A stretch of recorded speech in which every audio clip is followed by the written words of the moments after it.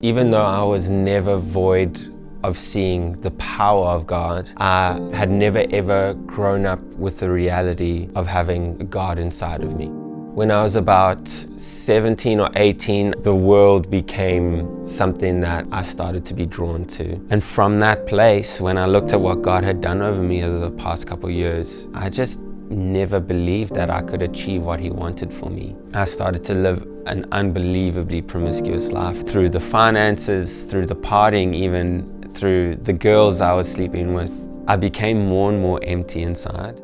There was a point in my life and I just had the most unbelievable day. And there were two thoughts that popped into my mind was, it can't get any better than this. And the second was that I'll never experience true joy without God. And so that became a process of me realizing I need something more than what the world has for me. On that journey, I remember a ministry school in Northern California and just were experiencing new things of God. I remember going, is it real? And what will I find? And I remember them saying, Dillon, just give the Lord 9 months of your life and I promise you'll meet Him. And for the first week of school, I remember I just crying myself to sleep. And in that place, crying out to God, being God, you have to heal me. And it was the second week of school and it was the most tangible I'd ever heard the voice of God. And He said, Dillon, if you want freedom, you have to go to your pastor and tell him everything that you'd ever done in your life. I went into my pastor's office